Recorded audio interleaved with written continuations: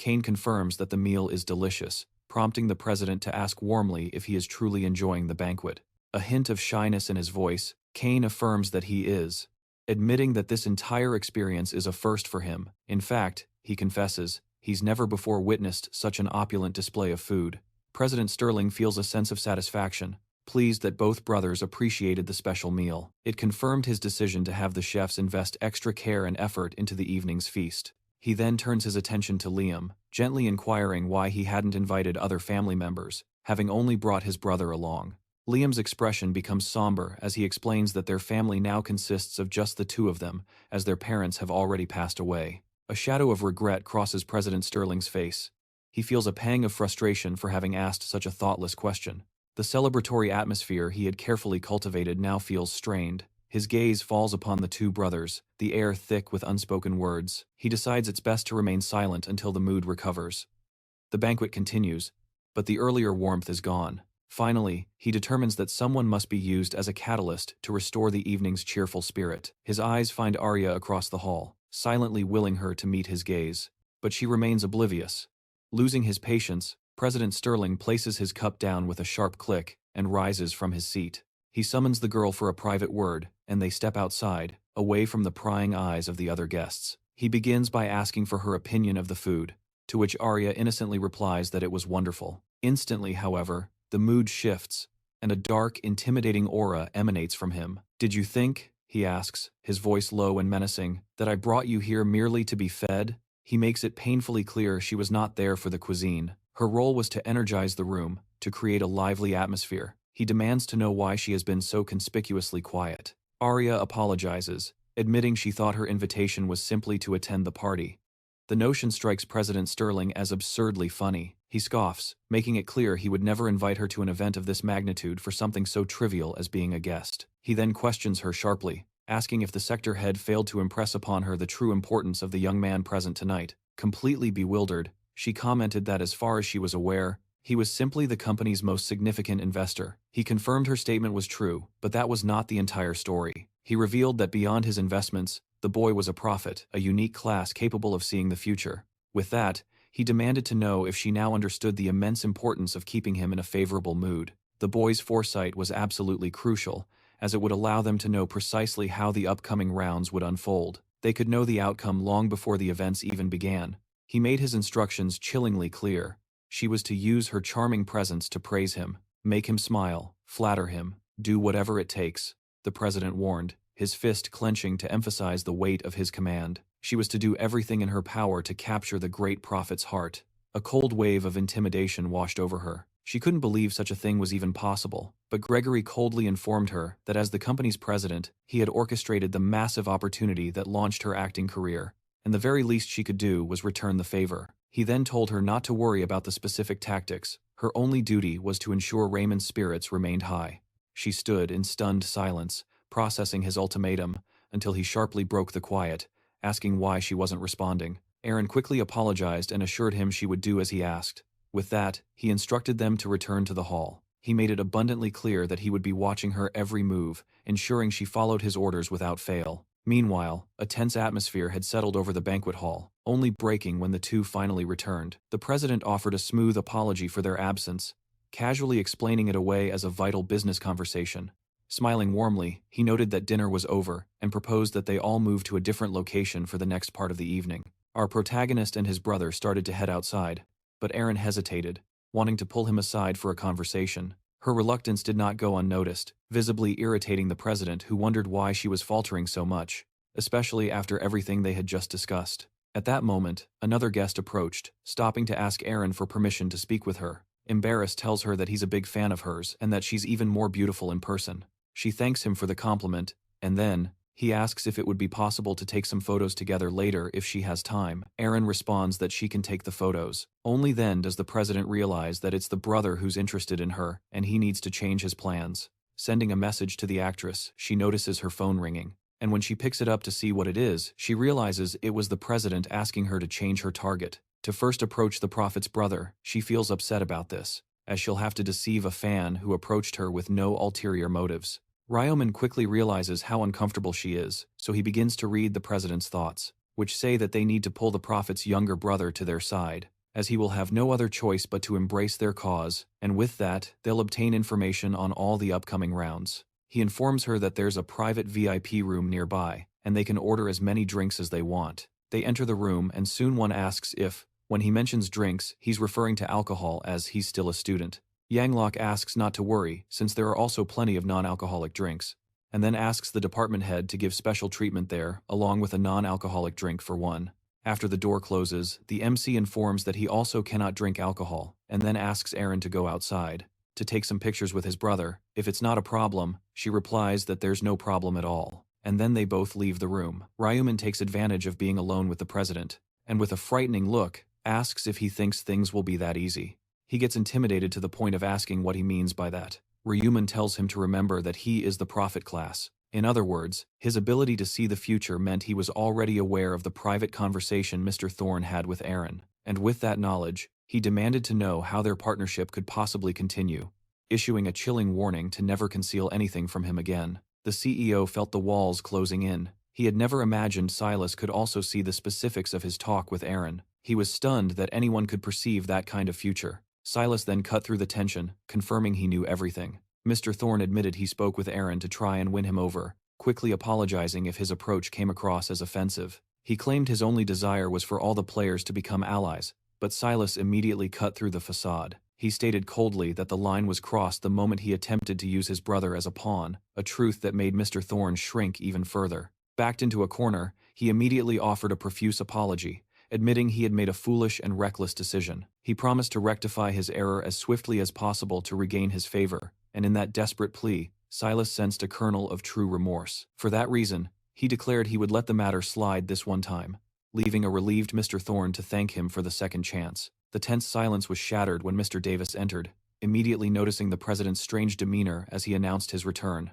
However, the president, flustered, quickly motioned for him to leave. He explained that a critical matter needed to be discussed in private with their VIP guest, and instructed him to guide Aaron and Wayne to another room. The department head, utterly confused by the atmosphere, simply nodded in agreement and exited, leaving them in silence once more. In that silence, the president's failure washed over him. His attempt to use Aaron to improve the situation had only made it monumentally worse. Instead of building a bridge, he had torched it.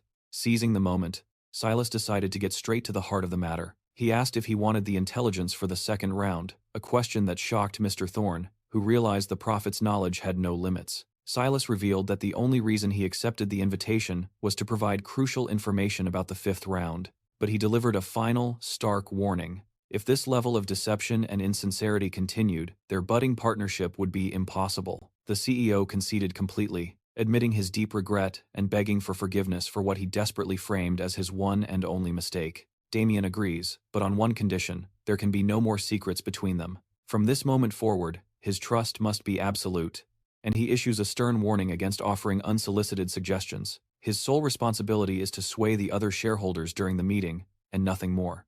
Arthur readily accepts, vowing to do whatever it takes to bring everyone into alignment.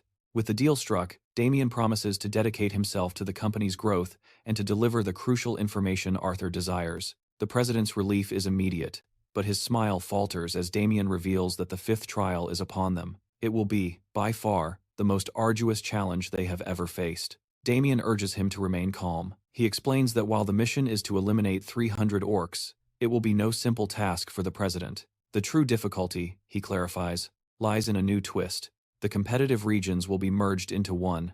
A flicker of excitement crosses Arthur's face. This merger means he might finally encounter the infamous Black Reaper. If their regions are truly combining, their meeting seems inevitable, but Damien quickly extinguishes that hope. He states plainly that the Black Reaper will not be in their designated area, leaving the CEO visibly disappointed and intensely curious. Arthur asks if he knows the Reaper's true identity, but Damien confesses that he does not. He has, however, foreseen that their paths are destined to cross very soon, before adding there is one final matter to discuss. He asks, "Are you, by chance, searching for a man named Evan?"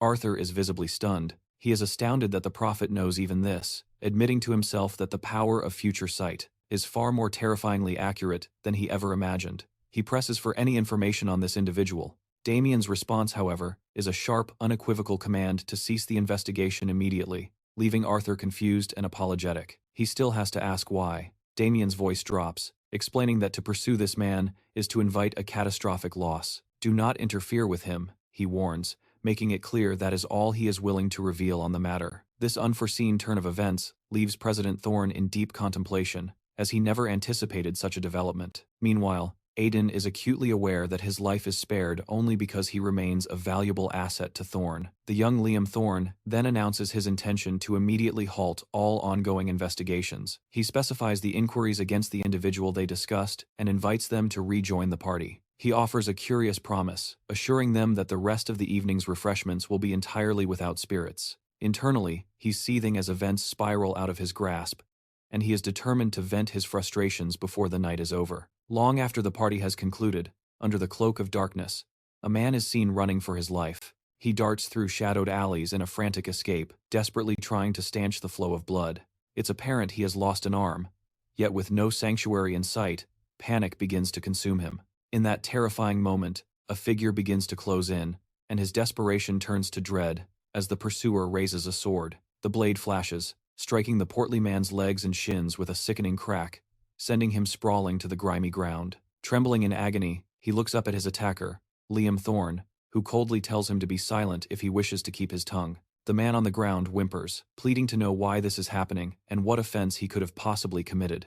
President Thorne finds the question amusing, coming from a man with such a sordid past, yet the fugitive retorts defiantly. He claims his transgression occurred long ago, insisting he served his time and is now a free man. His words, however, fall on deaf ears, as the CEO simply hefts his sword for another strike. He drives the steel deep into the fallen man's back, again warning him to suppress his screams. He explains that attracting witnesses will only guarantee a slow, excruciating demise. The man begins to weep in agony, fighting to choke back his cries of pain until Liam Thorne leans close and remarks with chilling satisfaction that it is good to see he isn't bleeding from his ears yet. He finds it incomprehensible that such human refuse is still permitted to breathe.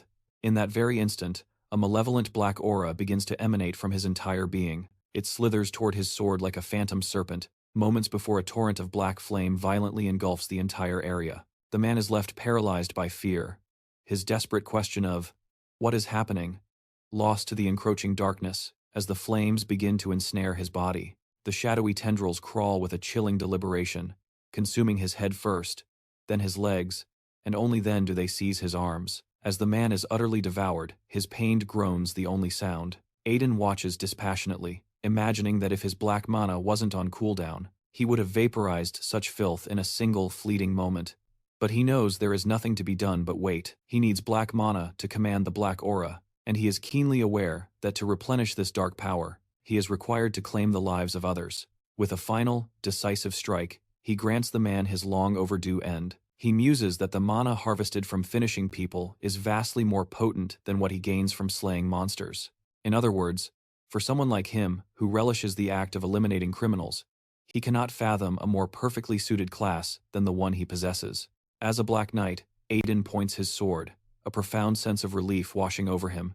Purging the world of such trash is a balm for his weary soul. He then activates his consume ability, and the sinister aura from the sword begins to siphon back into his own body. All that remains is the empty vessel on the ground. He always finds it a minor inconvenience that the ability cannot consume lifeless corpses. The black aura, after all, only feeds on the life force of a living target. Suddenly, a sharp noise from a nearby trash can shatters the silence. He spins around, startled, his senses on high alert, but he quickly ascertains it was merely a stray cat scurrying by. Aiden considers the situation, concluding that it would be impossible for any witnesses to be present. He had been meticulous, ensuring he lured the man into a secluded alley, far from any prying eyes and well before the first light of sunrise. He believes there is only one person who could have possibly seen it, speculating that this individual could only be the prophet. With a vision that pierces the veil of the future, perhaps he has already witnessed a number of these clandestine executions. This would mean that Riker has already closed the distance, armed with the damning knowledge that Aiden is, in fact, a serial killer. He found this development quite intriguing, a smirk playing on his lips as he contacted the head of the department. He tasked him with cleaning up the mess left in his wake, and with that, 2 weeks slipped by unnoticed. Our hero rests in his bed, free of all obligations, allowing himself a rare moment of genuine peace. Though his mind is perpetually racing, planning for the future, A notification on his phone shatters the calm. He understood immediately that his brief respite was over. A new player group had been formed. He taps to join without a second thought. The time for passivity was over. It was time to claim one of the 5 legendary runes. A rune of cloning, a power that could be wielded in the real world, was up for grabs, and the news was alight with frantic speculation about the games. The broadcast spoke of a staggering 1,800,000,000 people who were torn from their lives and thrown into another world. Within a horrifying span of just 3 months, that number had been whittled down to a mere 90 million. Elsewhere, a heavy-set man with a blood-red hand scowls at the screen. He reads about the countless deaths in the 4th round, finding the entire situation more of an annoyance than a tragedy. He notes the media's portrayal of players as agents of chaos rampaging through the cities. He sneers, questioning what the issue is with them doing as they please before they inevitably meet their end. He warns the public not to pressure the players, insisting their actions are a direct result of the system's cruel rules and restrictions. He then raises his axe high, slamming it into the ground with enough force to shatter the very earth beneath him. "It doesn't matter anymore," he declares with a wicked cackle. "No one can stop me now." He proclaims himself the strongest player on Earth, then nonchalantly ponders who he should target for elimination next. A cold realization washes over him. Even ending lives in the real world makes him feel absolutely nothing. He wonders if the horrors of the 4th round broke something inside him, his only lament being that 1 stack per victim is far too little. He questions if their weakness as civilians is the cause, fondly recalling the exhilarating carnage of the 4th round. He had enjoyed it far more than slaying mere monsters. With that unsettling thought, he turns and leaves the room, for his true purpose was to eliminate players who would grant him the most stacks for his rune. His focus shifted upon discovering an online forum for the player community. Aiden felt a surge of excitement, realizing he could infiltrate the group to meet potential targets. He envisioned manipulating these players, using them to help him take down others, which would allow him to amass a great number of stacks for his rune. He decided to proceed with the application form, only to find it riddled with an exhaustive list of questions about his player profile. A wave of annoyance washed over him.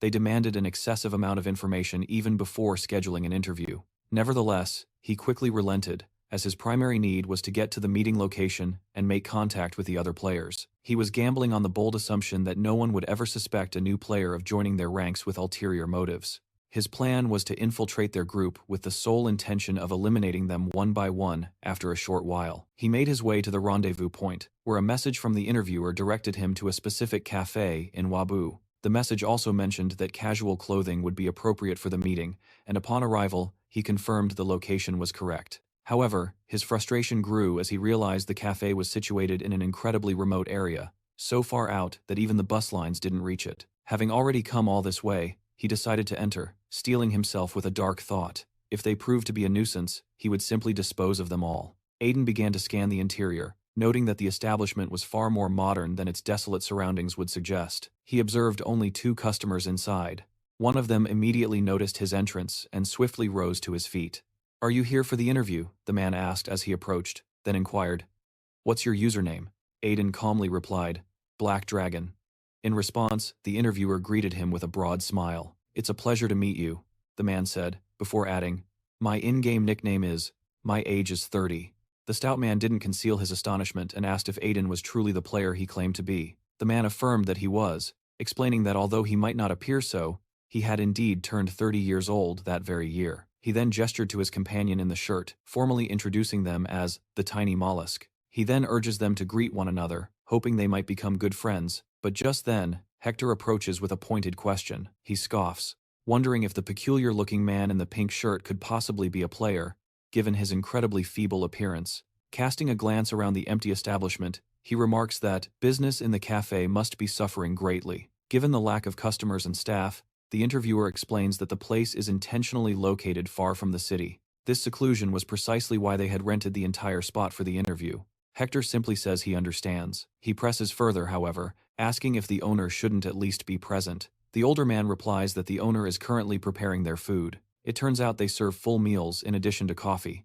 Hector again claims to understand, his eyes carefully scanning the cafe's interior. A chilling realization dawns on him. There are no cameras. For a fleeting moment, he considers eliminating the 2 other players right then and there.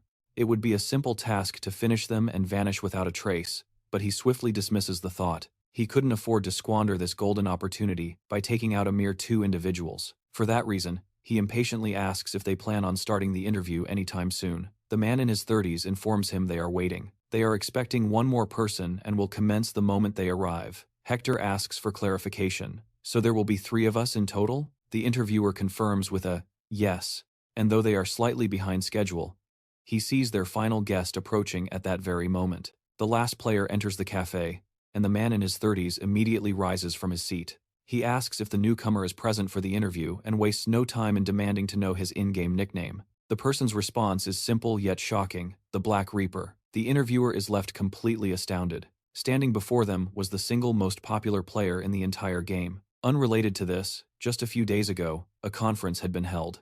A man welcomes the attendees, informing them that everyone, with the sole exception of a person named Honey, is present. With that, they could begin the meeting for the 3rd week of April. He then turns to Yuri, asking how many people joined the forum that week. Yuri replies that roughly 2,000 people had joined, adding that while the number was decent, the overall player count continued to decline month by month. With the forum's membership surging every week, the president's gaze swept the room, asking, who was it that hired this journalist? He knew the articles being published about them were the clear reason for this sudden explosion in attention. Jamie proudly announced, that would be me. I was able to secure them thanks to some new connections I've made. The president nodded, impressed but not surprised, expecting nothing less from a core member. He then turned to Yark. Out of those 2,000 new faces, how many of them are actually skilled? Yark began his report. If we filter out players who haven't even chosen a class and those still below level 10, we are left with about 12 people of interest. The president leaned in, his curiosity piqued. And of those 12, how many are genuinely useful? He pressed. Yark, already prepared, began to detail his findings. He started by mentioning a particularly well-known player located in Zone S, 45.5.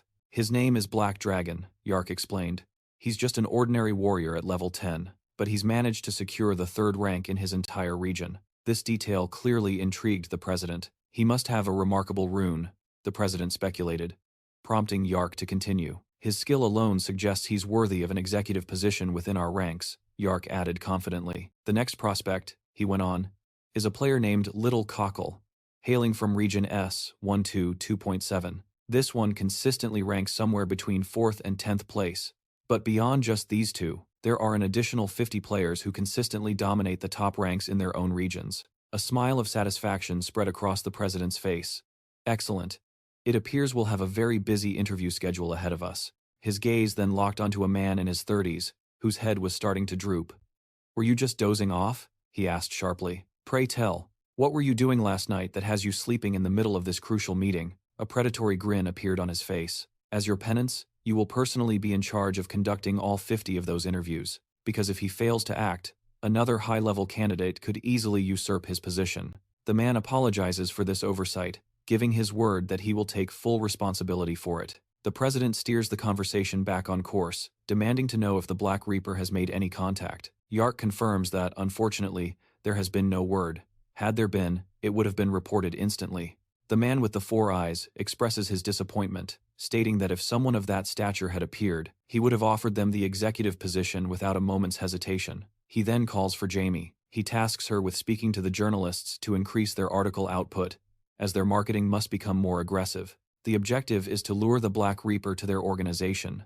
She coolly replies that it's no issue, as long as the pay is exceptional. He assures her not to worry, promising that those who work diligently will be rewarded handsomely. He then prompts them to move to the next topic, but something on Yark's screen catches his eye, bringing the meeting to a halt. He implores the president to wait, announcing that someone has just requested access to their exclusive forum. The president, not grasping the gravity of the situation, asks dismissively who this person could possibly be. Yark reveals that the applicant is none other than the Black Reaper, and the news sends a shockwave through the room. Returning to the present moment, the man in his 30s formally greets him, stating it's a genuine pleasure to meet him. He asks if the journey to their location was arduous, and the Black Reaper confirms that it was indeed difficult. The man offers a slightly awkward apology, explaining they required a location with absolute privacy to get properly acquainted. He then invites him to sit, offering a compliment on the Black Reaper's sharp sense of style, adding that he must be quite popular with women. The Black Reaper takes a seat in silence.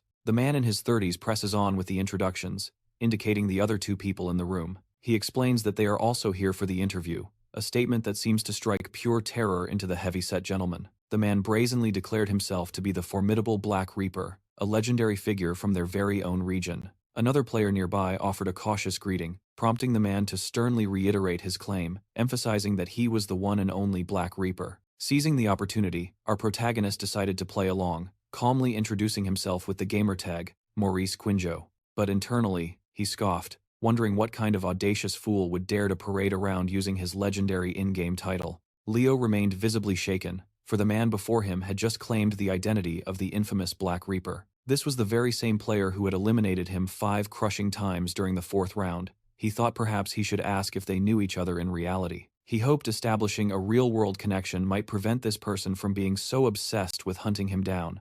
As the 30-year-old called out to the so-called Black Reaper, he inquired if there was a problem, since the legend hadn't introduced himself, which finally prompted the heavyset man to state his name. He immediately noticed that the Black Reaper showed no flicker of recognition, a complete lack of reaction that deeply frustrated him. Surely the most powerful player in the game would have recognized his username. A cold dread washed over him as he questioned if he was truly that insignificant. Was he so forgettable that the Black Reaper couldn't even recall his name after personally ending his game 5 separate times? Meanwhile, our protagonist continued to casually enjoy his ice cream, secretly impressed by the sheer boldness of the imposter standing before him. He was openly using his nickname, and Aiden knew this man was none other than the notorious con artist, Tricky Ricky, a professional grifter who would pull any scam for profit. Aiden was also aware that, at this moment, the man was not yet a significant player. However, the future held a twisted turn, as he was destined to obtain the cloning rune, an artifact that would make him infamous. It would undoubtedly be a dark and notorious kind of fame, given his plans to exploit the rune for all sorts of criminal enterprises. Aiden lamented the grim reality that villains could gain such incredible power from another world, only to unleash chaos back in the real one. But he was glad their meeting went as planned, for he intended to use this very player to acquire the cloning rune for himself. The 30-year-old man then officially began the interview, stating that he would now confirm everyone's personal information. He started with Maurice Quinjo, to which our protagonist calmly replied that his real name was Aiden. He's 20 years old, a high school graduate currently without a job. As the interviewer continues his line of questioning, he seeks confirmation of the claims, a level 13 assassin who secured 4th place in the regional rankings. Aiden answers in the affirmative, all the while knowing that every detail, save for the username, is a complete fabrication. The identity is a ruse, a necessary deception he must maintain to meet the conditions for obtaining the cloning room. Access to the cloning room comes with a dark price. The player must end a life at the exact location where the rune is concealed. While playing his part, Aiden is aware that the very fraud he's impersonating succeeded in this grim task in the past. That individual had eliminated a target while posing as the Black Reaper, earning the rune as his reward. The interviewer's attention then pivots to the Black Dragon, requesting that he provide his information. The stout young man states his name is Leo, he's 16 years old, and is still enrolled in high school. His youth surprises the interviewer, who internally scoffs, believing this entire charade can't possibly be legitimate. From his perspective, a high school student is a pathetic sight, and he dismisses the Black Dragon as utterly worthless. Aiden, sensing these thoughts, finds the irony amusing, especially given the 16-year-old's hidden history. This was the boy who had disposed of all his classmates. One cannot simply disregard someone with such chilling resolve. The 30-year-old man then asks Leo if he is truly a level 10 warrior as he claims, and if he really placed 3rd in the region. Leo's temper flares, as he angrily asks if he is being called a liar. The interviewer quickly shifts to the next candidate, acknowledging his infamous nickname, the Black Reaper, and asks for his name. He replies that his name is Victor, he is 28 years old, and he works as a fund manager. He also notes that he has never ranked lower than 1st, is level 30, and adds that his Reaper class is universally known. He then coldly asks if there's anything else that requires verification, causing the 30-year-old to become visibly intimidated. Realizing he cannot afford to upset the formidable Black Reaper, he quickly thanks him for the answers and concludes the inquiry. A wave of irritation washes over our hero. He knows this man is nothing more than a charlatan, a con artist planning to leverage this new affiliation to swindle money from other players once everything is official. The interviewer then moves to the final, crucial question. Eager to understand the true motivation behind their desire to join his group, he begins by addressing Maraschino, who calmly states that the world has grown increasingly perilous. He explains that venturing out alone is a frightening prospect, and the idea of forming a team with fellow players seemed like a wise course of action. The question is then passed to the portly man, who is immediately seized by a palpable fear. He can't possibly admit his real intention is to prey on other players, so he scrambles for an excuse, claiming his reasons mirror Maraschino's. He adds a flimsy justification, saying he can't even attend school anymore without worrying about the coming trials. Finally, the interviewer turns to the Black Reaper, asking for his purpose. He responds that he simply saw the forum post, and it piqued his curiosity. The 30-year-old man lets out a laugh, genuinely amused by the directness of this answer. He declares that he finds their responses quite satisfactory, but because of that, a final test is in order. To conclude the interview, he will ask just one more thing, his entire demeanor shifting into something cold and menacing. He announces that to pass this interview, one of them must be removed from the equation, a statement our hero pretends not to grasp. He feigns innocence, asking why they would need to take a life. The 30-year-old scoffs, finding it impossible that anyone there is truly that naive. He questions if they've even read the latest articles, pointing out how the government has begun to abandon them. The powers that be are terrified of the players' immense strength, and with a tightly clenched fist, he declares their destiny. He proclaims that soon, the players will command the world, a future only achievable if they all stand united. His voice swells with a fervent excitement as he continues his speech. We have no need to be constrained by the laws of old governments, he preaches. We only need to demonstrate that the players are the new authority. Our hero's expression remains neutral as he replies, I understand. And is that why someone has to be eliminated? He confirms this, explaining that the sole purpose is to demonstrate the player's commitment to the government. The other two are stunned into silence, completely caught off guard. A man, who appears to be in his 30s, then turns and asks if the young man truly grasps the situation. He then stresses that if any of them have reservations about continuing with the final part of the interview, they are free to leave now. However, he issues a stark warning. Should they walk away, they will be denied any future assistance, regardless of a change of heart. Alex finds the thinly veiled threat amusing. He sees it for what it is, a warning that refusal means being placed on some sort of blacklist. It's a clear attempt to coerce them into criminal acts. The other two remain silent, still reeling from the unexpected turn of events. The interviewer, satisfied by their silence, smirks and says he will take their quiet acquiescence as a unanimous agreement to proceed to the final stage. Kenji, bewildered, asks what he could possibly mean by that. After all, there isn't anyone else present to eliminate. The man, with a predatory smile, tells them not to worry, assuring them that everything has been meticulously arranged beforehand. As time ticks by, the sky opens up, and a downpour begins. The 30-year-old man rises to his feet and gestures for them to follow. Just then, a staff member appears, asking if they are departing so soon, adding that they are welcome to stay longer if they wish. She assures them it would be no trouble at all. He replies that, unfortunately, he is in a rush and asks for the location of the restroom. She points him toward the end of the hall. Seizing the moment, he asks for a small favor. He hands her his car key, requesting that she retrieve his vehicle from the parking lot. He explains that he's already running behind schedule, and a stop at the restroom will only delay him further. The woman, with a warm smile, tells him not to give it a second thought, and that she will handle it immediately. She then hurries out to the car and unlocks the door. As she begins to fold her umbrella, a hand suddenly snakes out from behind, clamping down hard on her neck.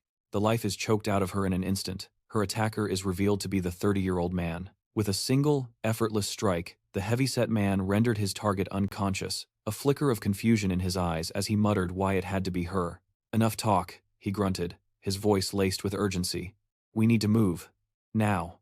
With that, he unceremoniously loaded the unconscious woman into the waiting vehicle. The car sped off into the night, finally arriving at their grim destination as they all exited, their footsteps echoing toward a derelict warehouse. This was it, the place where the final, brutal stage of their interview would commence. Once inside, the tension in the air became palpable. He callously tossed her onto the cold, dusty floor. All right, he announced, his gaze sweeping over the others. Who wants to be the one to punch her ticket? His eyes landed on a figure cloaked in shadow. Black Reaper, care to do the honors? The Reaper simply nodded, accepting the task, until a quiet voice cut through the silence, asking them to wait. All eyes turned to our protagonist, who had stepped forward with an unexpected request. Could I handle it? The 30-something man stared, utterly stunned by the offer. He never would have pegged the quiet, unassuming boy for such a task, but he quickly recovered, shrugging it off. No problem at all, he declared with a grin. He then asked the formidable assassin, Black Reaper, you mind letting the kid have this one? The Reaper gave a curt nod, silently ceding the floor as he began to walk away. As he passed our hero, the Black Reaper leaned in close, his voice a low whisper. I'm doing you a favor, don't you dare mess this up. Ryuman turned, a faint smile playing on his lips. Thank you, he said calmly. I'll make excellent use of this cloning room. The Reaper paused, a flicker of confusion crossing his hardened features. He didn't understand the strange remark, but before he could process it, his world shifted. In a terrifying flash, Ryuman's hands were on him. With a single, sickening twist, he snapped the Reaper's neck, leaving the man's head facing grotesquely backward. The assassin's body crumpled to the ground like a puppet with its strings cut. The 30-something man's face contorted in sheer terror as he began to scream. What in the world have you done? He shrieked, his voice cracking with disbelief. You just took out the Black Reaper. Have you completely lost your mind? Ryuman's gaze, now chillingly dark, fixed on the hysterical man. Be quiet, he commanded, his tone leaving no room for argument. You're making too much noise. The man froze, instantly silenced by that predatory glare. It was like staring into the eyes of a wild beast, hungry and completely untamed. He suddenly realized the entire aura around the boy had transformed. This was not the shy kid from before. This was something else entirely, and he couldn't begin to comprehend what was happening. Just then, a holographic notification materialized before Ryuman, its light illuminating his cold expression. It informed him he had successfully eliminated a target while under a false identity. By doing so, he had unknowingly fulfilled a hidden condition. The system chimed again, announcing a profound new discovery. The clone rune was now his. A clandestine rune, placed in a predetermined location, has now been acquired. It automatically imprints upon the player's body, which begins to glow as a thought crystallizes in his mind. This is perfect. The masquerade was well worth the effort. The old man, however, remains desperate. He demands answers, having just witnessed the Black Reaper's demise, without understanding the reason. Damien fastens his mask and replies, The reason is simple. An imbecile was attempting to steal my identity, and that is why I put an end to him. The old man, still thoroughly confused, fails to grasp the implication. It was the woman who was supposed to be eliminated, not the Black Reaper. He roars, his face twisted with fury.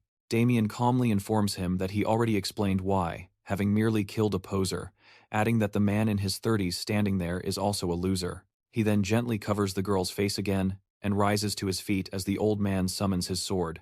Repeat what you just said, if you dare, the man threatens. Damien immediately materializes his imposing scythe, holding it with ease. He replies coolly, I called you an imbecile. Tell me, was I wrong? The man feels a wave of intimidation, wondering if the colossal scythe is truly the boy's primary weapon. He has to admit, he has never before seen a player wield such a massive and menacing scythe. Then, a chilling realization dawns on him. There is only one player known to use a scythe as their main weapon. He recalls the boy's words from just moments before, explaining that he only eliminated the man because he was stealing his identity. The protagonist then asks, Do you finally understand the situation? You are standing before the real Black Reaper. My apologies for the earlier deception. The man's sword clatters to the floor as he trembles uncontrollably. The boy was never Aiden Heo. He was the one, true, and powerful Black Reaper. Overwhelmed by this truth, he immediately drops to his knees. Shaking violently, he offers profuse apologies for not recognizing him sooner and begs for his life. But such pleas were utterly useless. Damien scoffed, declaring he wouldn't entertain the thought in a million years, and with a single, fluid motion, he sent the severed head flying, where it landed with a sickening thud right at the feet of the Black Dragon. Drake stared down at the gruesome offering, his blood running cold with terror. In that chilling moment, he understood. The man before him was no imposter. He was the true Black Reaper, a being operating on an entirely different plane of existence. A violent tremor racked his body. Fear gripped him, icy and absolute, for he hadn't even perceived the scythe's movement. One moment the man was alive, the next, he was gone. Now, they were alone. Damien raised his imposing scythe, its edge gleaming ominously. He remarked dryly that the portly man must surely understand what came next, and thus, he offered him the courtesy of any last words. Panic seized Drake, yet he managed to stammer that he wouldn't waste his breath with the obvious plea to be spared. Instead, he had a question he needed answered, in the unlikely event they ever met again. Intrigued, Damien prompted him to ask what it was. Why? Drake asked, his voice trembling. Did you kill me 5 times during the 4th round? This was the question that had haunted him. Damien's reply was chillingly straightforward. The reason is simple, he said. I recognized you as a potential rival. He elaborated that among all the competitors in their designated zone, Drake had appeared to be the most formidable. And that, he concluded, is why any potential threats had to be removed. Now, are you prepared to die, Black Dragon? Still shaking, Drake begged for one more question, wondering aloud why a warrior of Damien's caliber would bother hunting him down in this place. Damien sneered, calling him a fool. His presence there had nothing to do with him. He was solely there to eliminate the woman from the cafeteria. Drake frantically defended himself, insisting he had done nothing wrong and had merely been a bystander throughout the entire affair. Considering the man's plea and the fact that he had remained an observer, Damien slowly lowered the wicked curve of his scythe. He announced that he would grant him his life. Drake's eyes widened in disbelief and relief, asking if he truly meant it. Damien rested the tip of his weapon on the ground, issuing a stark condition. In exchange, he declared, I want every item and piece of equipment you possess. At this single command, the Black Dragon hastily dropped his entire inventory. Damien was genuinely impressed by the haul. It was a trove of useful artifacts. He quickly calculated that if he were to sell it all, the collection could easily fetch him around 2,000 gold. A cold sweat trickled down Henry's spine as he warned, his voice trembling with sincerity, that this was everything he possessed, that his inventory held nothing more. Ryu calmly scooped up the magic crystals and remarked that he had no reason to doubt him, assuring him he would take nothing but those stones. He explained that the other trinkets were of no consequence to him, a simple truth, but inwardly, he knew the real reason. Those items were so worthless, they couldn't even be pawned. After the Black Reaper secured the crystals, Henry asked, his voice barely a whisper, if he would truly be allowed to live as promised. Ryu's reply was firm, yes, a promise is a promise. The portly man nearly collapsed from sheer relief, babbling his thanks like a madman until Ryu cut him off with a sharp command to stop. He then instructed him to live a better life from this moment forward, leaving him with the grim task of dealing with the bodies on the floor. With that settled, he approached the woman, informing her that he would see her safely back to the cafe, and as he turned to leave the desolate warehouse, Henry could only watch, a shuddering sigh of relief escaping his lips. He was alive. For a terrifying moment, he had been absolutely certain his end had come, never imagining he would be spared. And for what? A handful of items that were a pittance compared to the price of his own life. Yet, as the initial relief faded, a strange, bitter feeling began to coil in his gut. Did he truly deserve such a penalty? He had only been a spectator. The unfairness of it all ignited a spark of fury within him. His gaze then fell upon the departing Reaper, noticing the perfect vulnerability of his exposed back as he carried the woman. A different kind of cold sweat formed on Henry's brow. This was a perfect, golden opportunity to strike. If he could fell the mighty Black Reaper, the surge in his own attributes would be astronomical. He knew, with absolute certainty, that this was a chance that would never come again, a once-in-a-lifetime moment. To let it pass would be a regret that would haunt him forever.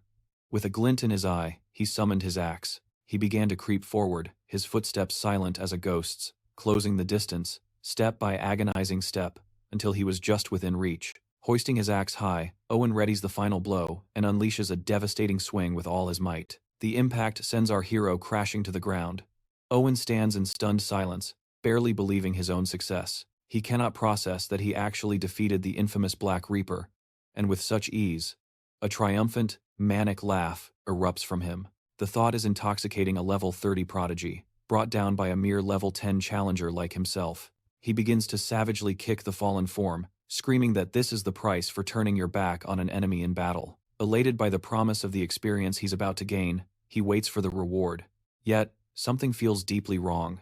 The system remains eerily silent, with no notifications appearing. A cold dread creeps in, as he realizes his power stacks haven't increased at all. Panic begins to set in, but just as his confusion peaks, a chilling presence materializes behind him, radiating a dark and sinister aura. A low voice cuts through the silence, asking what the portly fellow thinks he's doing. Owen spins around, his face a mask of pure terror. His mind reels in utter disbelief. He is absolutely certain that he delivered the killing blow to the Black Reaper. Gripped by fear, he wonders if his foe possesses some impossible skill, a power of resurrection perhaps. As he stumbles backward in fright, he trips over the very body he had just been desecrating and whips around to look. But there's nothing there. The Black Reaper's corpse has vanished into thin air, leaving no trace, not even a single drop of blood. That's when Roman reveals the chilling truth. What Owen had so triumphantly slain was nothing more than an illusion. He explains the power of his clone rune, an ability that projects a perfect, identical duplicate of himself. Though it lacks any combat prowess, the ability can generate a single clone by simply chanting the incantation, "Create Clone." Upon casting, The conjurer becomes intangible and is concealed from view for a full 10 seconds. The created clone is psychically linked to its master, allowing it to be controlled entirely according to his will. However, its limitations are clear. It cannot perform any attack actions, nor can it utilize special abilities or the inventory. With a 10-minute cooldown, it's a risky gambit, but Roman feels a surge of satisfaction watching another player fall for his brilliant deception. This proved his worth extended beyond combat. It was, without a doubt, a masterful trial. Henry erupts in fury, screaming that he was betrayed, but Roman coldly questions his sanity, pointing out that he himself is the true victim here. After all, he was the one nearly taken out by a cowardly attack from behind. In a flash, he materializes his scythe and unleashes a flawlessly executed strike. The heavyset man is left bewildered, wondering why his body refuses to respond to his commands. The reason becomes horrifyingly clear as his head tumbles to the ground. Wasting no time, Roman activates his Erase Traces ability. A torrent of black flames engulfs both the severed head and the body, completely sanitizing the area of the confrontation. Not a single drop of blood remains. He muses, once again, on the surprising utility of such a seemingly common skill. There was now no way anyone could prove a crime had occurred, with one single exception. Pondering this, he turns his attention to the woman on the floor. He calls out to her, asking if she's done playing pretend, knowing full well she's only feigning unconsciousness. He says this with confidence, as if he can see directly into her mind, knowing that a seasoned player like him can't be so easily deceived. With a sigh of resignation, the woman slowly lifts her head from the cold floor. She asks if he would please remove the black sack from her head. "Not yet," he replies coolly. "You'll wait until I'm gone." He then informs her that he has a few questions and expects her full cooperation. His first question cuts straight to the point. "How many clients did you have? And can you recall all of their faces?" She explains there were 4 in total. One was a man in his 40s, whose face she remembers clearly because she had spoken with him directly. However, she can't say the same for the others. Roman knows she's being truthful, because he is actively reading her thoughts. Satisfied, he declares that he has no further questions. Breaking out in a cold sweat, she nervously asks if it's truly over and if she's safe. He confirms that it is, telling her she is free to go. He adds a chilling warning. She is not to report any of this to the authorities, or the consequences will be severe. He then instructs her to count for 1 minute. Only then can she remove the sack. She quickly agrees, her voice trembling as she begins to count to 60. He pulls the sack from her head, and she glances around in sheer bewilderment, finding the vast warehouse utterly and completely empty. A disorienting thought crosses her mind. Was the entire horrifying ordeal nothing more than an elaborate, terrifying dream? Back at their apartment, Ryomen steps inside, announcing his return. His brother looks up, a confused frown on his face, asking, "Why are you wearing my pink jacket?" Ryomen, caught off guard, awkwardly sidesteps the question, mumbling that he's exhausted and desperately needs a nap. His curiosity piqued, presses further, asking where he has been and if he's managed to eat dinner yet. He suggests they order some food, and as Ryomen takes off the jacket, he agrees, telling his brother to order anything he desires. His gaze then falls upon the shirt, and he realizes he hadn't truly considered the state it was in until this very moment. After enduring so much, even though it appeared superficially clean, he knew the truth of what it had been through. It just wouldn't feel right to return it to his brother, so with a heavy heart, he simply tosses it into the bin. One watches in disbelief, a flash of panic in his eyes as he questions why his shirt was just thrown away so carelessly. Ryomen quickly explains that it was just a very old shirt, promising that he would buy him a brand new one as a replacement. His brother, though still visibly upset, quietly responds that it is all right, his disappointment lingering in the air. He then voices how strange it feels that his school is closed, leaving him stuck at home with nothing to do. A wave of guilt washes over Ryomen, realizing how mind-numbingly boring it must be for his brother to be confined to their home. Acknowledging that this isolation is because of people like Young-taek, he impulsively invites him on a trip to Everland the very next day. One's face immediately lights up with pure, unadulterated joy. "Are you really serious?" he asks, his voice filled with excitement. Ryomen confirms with a firm yes. He encourages his brother to eat quickly so they can rest for their big day. The following morning at the amusement park, one is absolutely beaming with happiness. It had been a very long time since he'd last been there, and seeing his brother so happy filled Ryomen with a profound sense of warmth. He acknowledged that it had indeed been ages since they'd done anything like this, a casualty of how difficult their lives had become. He begins to survey their surroundings, genuinely surprised to see the park was not only open, but fully functioning. Even in the darkest of times, hope remains a vital, flickering flame, a beacon in the oppressive gloom they faced. His gaze falls upon a family emerging from a shop, and a spark of excitement ignites within him. He tugs on his brother's sleeve, pointing urgently towards a brightly lit store he had just discovered. Once inside, surrounded by a dazzling array of charming trinkets, he playfully places a pair of panda ears atop MC's head. The simple gesture overwhelms him with emotion. The sheer cuteness of it all strikes a chord deep within, and he insists they must buy them. Utterly captivated by the multitude of adorable items, he's almost speechless when Ryaman simply smiles and tells him to pick out anything he desires. As they step out of the shop, their hands full of souvenirs, Ryuman presses on, eager to know what other adventure his brother wished to embark on in the park. Their day becomes a whirlwind of joy, from the thrilling heights of the roller coaster to the refreshing splash of the water park, eventually leading them to an enclosure of playful panda bears. The sight of twin pandas tumbling together brings a wave of pure delight to his face, and his brother watches, a quiet happiness swelling in his own chest. Seeing this genuine joy was a profound relief, a stark contrast to the deep depression that had clung to him the night before, confirming that bringing him to the park was the perfect decision. But just as quickly as it came, the joy recedes, replaced by a shadow of anxiety as the boy questions if it's truly wise for them to be indulging like this. He points out that the following day is May 1st, the day the dreaded games are set to resume, but Ryuman calmly tells him not to let that fear consume their present moment. He reassures him that the next round is not expected to last more than 10 hours, a detail meant to comfort him. However, this does little to soothe his brother's nerves.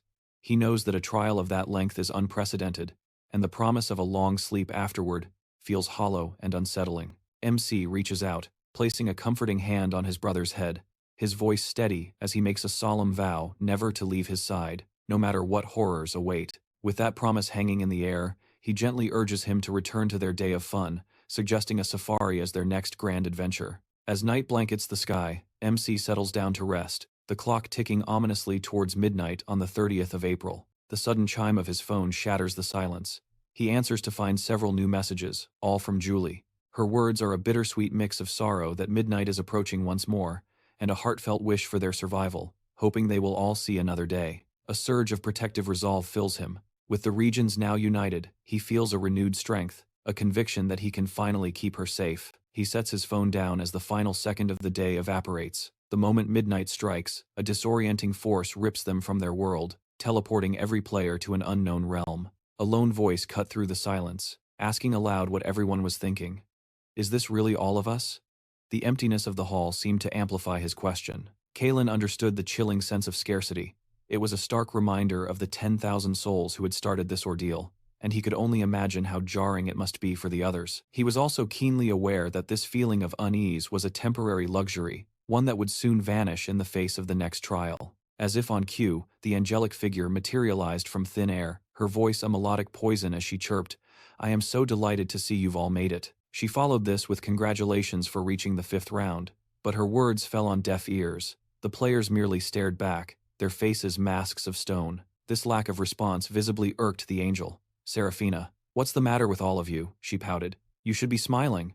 I thought the last round was wonderfully entertaining." After they had worked so tirelessly to eliminate their own kind, she found their grim and somber reaction to be an utter bore. With a theatrical sigh, she decided to end the provocations, announcing, there were 442 survivors summoned to this location, and since there were 521 survivors in total, she continued with a cruel smirk, it means the world outside is in absolute chaos, with 80 of your peers already defeated. The players, however, were no longer shocked by such revelations.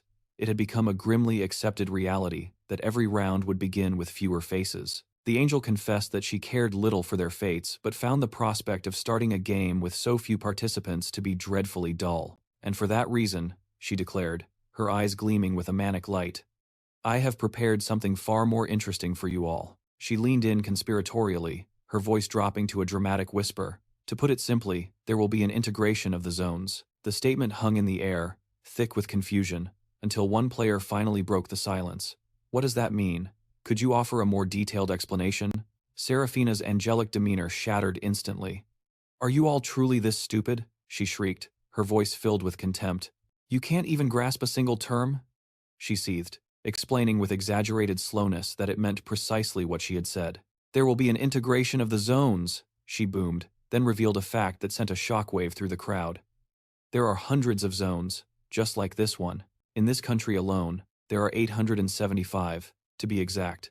A collective gasp swept through the survivors, the number seeming impossibly large. Serafina let out a tinkling laugh at their stunned faces. "Don't be so shocked," she taunted. "That's a pathetically low number compared to other nations." The players were left bewildered by this revelation. Their minds struggled to process the sheer scale of it all.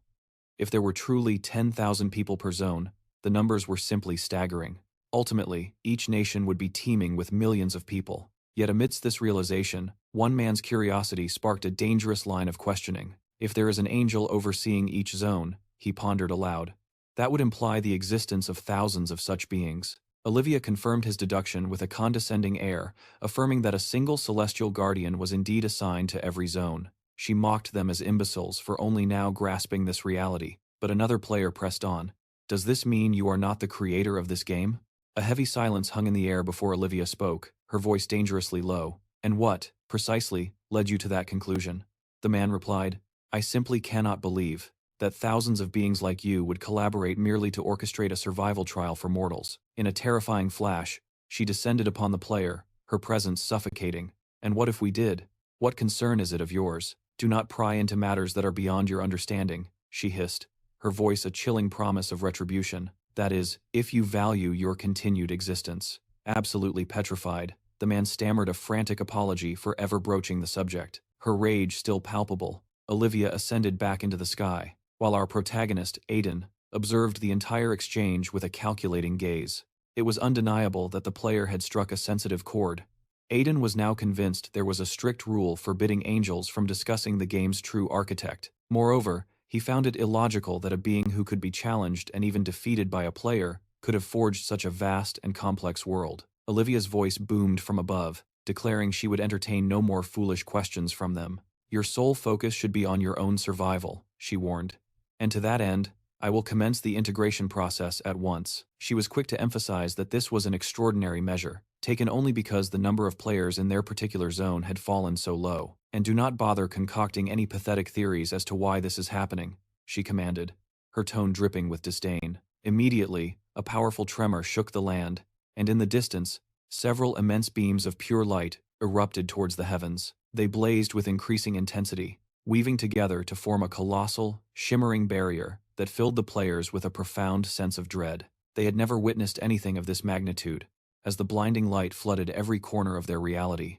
Then, as the light solidified, the silhouettes of other people began to appear. Startled players, abruptly ripped from their own zones and thrust into this new arena. A silent question hung in the air. Was it over? Meanwhile, the players remained locked in a tense standoff, each trying to read the others. They were desperate to understand what was happening, until a celestial voice announced that the zone integration was now complete. With this proclamation, another angel materialized, coolly asking how long they intended to simply stare at one another. The players recoiled in disbelief. They were no longer facing a single angel, but an entire host of them. Now, a total of 10 celestial beings greeted them in unison. Serafina, the lead angel, explained that they had simply merged 10 zones into one, raising the number of participants to 4,884. A wave of shock rippled through the crowd.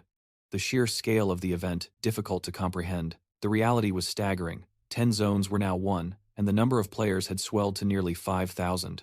The angel clarified that other zones had undergone the same process, meaning the names of the zones would also be updated. This new territory would be called OSKS-00 Zeta, consisting solely of players originating from South Korea. Murmurs of relief spread among the players. At least they could all communicate with each other in this new, terrifying reality. Aiden silently observed the whispering crowds, his mind already far ahead of them. He was aware that these integrations were a programmed part of the trial, destined to happen whenever a zone's population dropped below 500 people. He knew that much later, when the total number of survivors in all of South Korea fell below that same 500 threshold, they would be pitted against formidable players from other nations.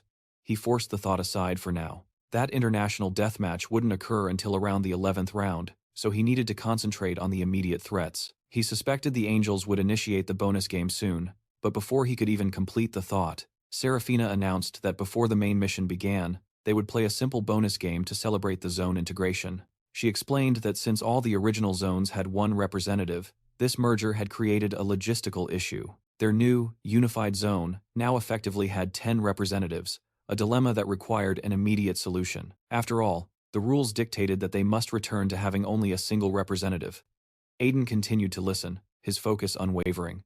With a single raised finger, the angelic figure decrees a brutal new trial. The current representatives must now turn on one another. The battle will rage until a sole survivor emerges, who will then be crowned as the new representative for the entire zone. A wave of shocked whispers ripples through the players, who find the cruelty of forcing allies to fight to the end simply unthinkable. One man observes the twisted amusement on some faces, those who, by a stroke of luck, are exempt from this deadly free-for-all. In stark contrast, another is paralyzed by sheer terror, the horrifying reality dawning that they must now fight against their own comrades. All of this, just to select a new leader, while one player bitterly curses their own status, lamenting that being a representative has become a death sentence. Forced into this conflict, another desperately wonders if defeat means true oblivion, or if they might simply be reborn. The question hangs heavy in the air, a shared, unspoken fear. Is this the end, or just another reset in the game? As some contemplate forfeiting their title, Ryuman alone sees the bigger picture. Fully aware of the stakes, he understands that while the role held little power before, its significance is about to skyrocket in the coming rounds. For that very reason, he must win this contest at any cost. Just then, Olivia's voice cuts through the chaos, commanding everyone's attention. She urges them to cast aside their fear, promising that defeat is not what it seems. She assures them that nothing will happen in the real world, as they will be reborn within the game almost immediately. A wave of relief washes over a player who had been bracing himself for the absolute worst. However, Olivia quickly shatters their comfort, explaining that the situation is far from simple for whoever becomes the new representative. The victor will not just gain authority, they will ascend to the coveted position of governor. This rank grants the unprecedented power to completely control any player of a lower level than their own. She continues, explaining that it's essentially a vastly upgraded version of the old command authority. That previous ability was limited, only allowing control over classless players, but this new power is far more absolute. She adds that the old ability, with its 10 remaining uses, will also be transferred to the ultimate winner. She points out the system's weakness, explaining that if the current representative is defeated by another player or a monster, a new one is needed. She then poses a tempting question. Isn't the power to control others an alluring prospect? The thought causes them to fall into a contemplative silence. Such an ability would grant them dominion over anyone of a lower level, completely disregarding their class or status. Noticing the renewed determination in the player's eyes, she instructs them to begin their preparations for what lies ahead. Meanwhile, one of the angels remarks to the others that with the upcoming integration, they too will have to select a representative from their own ranks. With that, she asks if anyone would be willing to volunteer for the position, a question met with immediate and profound silence. She lets out a soft sigh, commenting that she should have known better than to expect a willing candidate. The very idea of an angel volunteering for extra work is so preposterous it's assumed they must be unwell.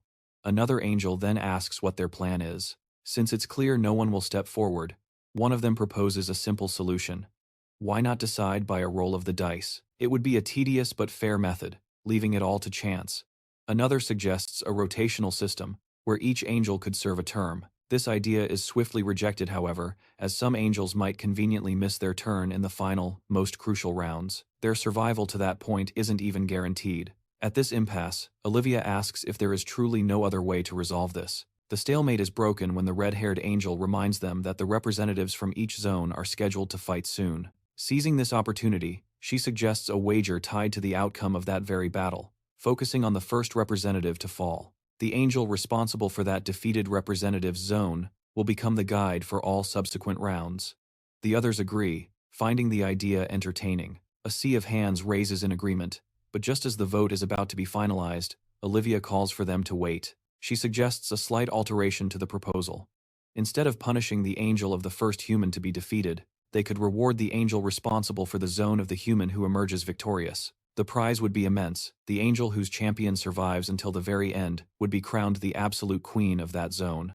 In essence, she explains, the angel who guides their champion to ultimate victory. The ultimate victor, reigning over the unified human territory, will be crowned the queen. Consequently, every angel and every surviving mortal will be bound to the commands of this new sovereign. A hint of apprehension surfaces as one of the angels questions, are we truly prepared to grant such immense power to this representative? The concern is that this individual could command them just as the former queen did, yet this thought ignites a spark of excitement among the others. It promises to be entertaining. The title of queen itself resonates with a captivating power. Priscilla finds the proposition amusing, a clear sign of immense confidence. "You must be extraordinarily sure of yourself," she remarks, a subtle warning in her tone. "But I advise you to tread carefully. The champion from my region is no simple foe," she continues. "He has never once relinquished his position as rank 1. Olivia has to stifle a laugh. "Is that a fact?" she asks, a glint of mockery in her eyes. She finds it comical that Priscilla would boast about a mere insect who managed to hold the top position in a minor region. After all, her own domain produced the Black Reaper himself. With that thought cementing her resolve, she formally asks, "So, are we in agreement or not?" "I have no grounds for opposition," Priscilla concedes. A sentiment shared by the other angels, all of whom are supremely confident in their respective champions. With the matter settled, they task Olivia with making the grand announcement to all participants. She accepts without hesitation. Her voice booms across the expanse, declaring that the bonus game will now commence to determine the single representative for the newly integrated region. She then issues a command for each champion from the former zones to assemble directly beneath her position. They comply instantly, moving as one. Soon, all 10 figures, including our protagonist, stand together, their eyes turned upward, awaiting their next instruction. Olivia then raises her hand, and the very ground begins to shudder violently as a colossal arena erupts from the earth, its walls rising until a grand coliseum stands complete. A wave of anxiety washes over the players as they gaze upon the new battleground, unsure of the trial that awaits them. But Olivia clarifies their fate, explaining that the bonus round is a battle royale. They will fight until only a single warrior is left standing. She stresses a crucial point. They will not be eliminated from the game if they lose here, which is why she urges them to fight with all their might, until the very end. With all said and done, she gives the final order. Begin. In an instant, everyone summons their weapons, and our hero answers the call to arms with the familiar gleam of his black scythe. The arena crackles with tension as the players eye one another, each recognizing the glorious opportunity to be crowned king. The path to victory requires defeating only 9 other souls. Yet a keen-eyed warrior observes that no one has made the first move. This shared hesitation is a silent testament to the truth of their situation. Every single person in this arena is a formidable opponent. However, one man stands apart, his confidence unshaken, for he is utterly convinced that no one present can match his power. His belief is forged in a history of never losing the top rank in his region, bolstered by the immense power of his rune of dismantling. This ability is so potent that it activates the very instant his sword pierces an enemy's flesh. The rune automatically shatters his target's defenses completely, as if his very blade possesses the knowledge of where to inflict the most devastating blow. It was this terrifying power that allowed him to eliminate more than 300 other players during the 4th round alone. Suddenly, the spectating angels grow restless, their voices booming as they demand an end to the stalemate and a start to the carnage. The player finds their impatience odd, almost as if the celestial beings had placed a personal wager on the outcome. Driven by his supreme confidence, he begins to stride through the crowd, certain that he is the strongest warrior on the field. Moreover, he recognizes this as the perfect moment to leave an indelible impression upon his powerful observers. He halts in the very center of the arena, and the sharp ring of his drawn sword echoes in the silence. All he needs now is a sacrifice. A sacrificial lamb is required to showcase his overwhelming might, and he silently dares anyone to step forward. He promises them a swift and decisive end. Just then, a figure detaches from the crowd. Ronan comes to a stop directly in front of him. The swordsman smirks, delighted that a volunteer for his display has finally appeared. But his gaze catches on the challenger's weapon, an absurdly large scythe that could not possibly be an ordinary piece of equipment. He internally admits that while he's seen many players incorporate the word scythe into their titles, it was always for show. He had never, in all his battles, seen someone actually wield such a weapon until his eyes drift up to the player's displayed name. A wave of cold dread washes over him as the name registers, his arrogance evaporating in an instant, scarcely believing he's reading the words, Black Scythe, or more accurately, the Black Reaper. A chilling dread crept over him as he desperately tried to believe that it was merely another player with an identical nickname. But he swiftly cast that hopeless thought aside. He knew with absolute certainty that no 2 people could bear the same title. His sword lowered, trembling, paralyzed by terror as he finally understood he was facing the number 1 ranked player from every region, the only warrior to have reached level 30, the legendary Black Reaper himself. The angelic observers murmured amongst themselves, wondering what had transpired with the human who had been so confident moments ago, only to now be frozen in fear. They turned to Priscilla, asking if that wasn't the representative chosen from her domain.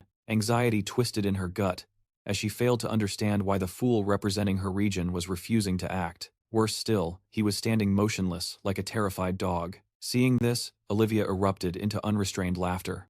Priscilla snapped, demanding to know what was so funny. Olivia feigned an apology, admitting she found the situation simply hilarious. She then urged her to look at her little dog, who was utterly petrified in the presence of a single player. Priscilla retorted, asking if Olivia was only saying this because he happened to be her region's champion.